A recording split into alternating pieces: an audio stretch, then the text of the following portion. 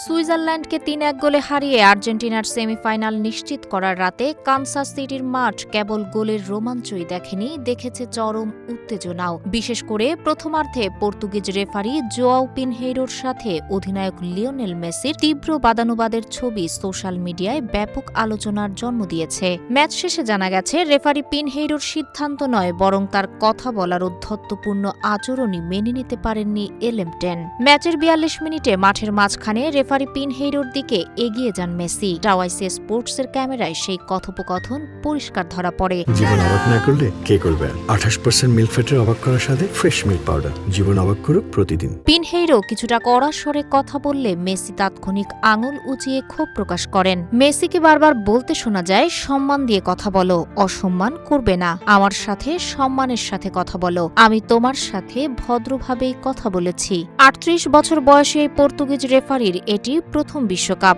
সাধারণত তিনি মাঠে ফুটবলারদের সাথে অত্যন্ত কঠোর এবং নমনীয়তাহীন আচরণের জন্য পরিচিত। বিশ্বকাপের কোয়ার্টার ফাইনালে আর্জেন্টিনা ও সুইজারল্যান্ডের মধ্যে হওয়া রোমাঞ্চকর লড়াইয়ে তাই আলাদা করে আলোচনায় এসেছে এই মুহূর্ত।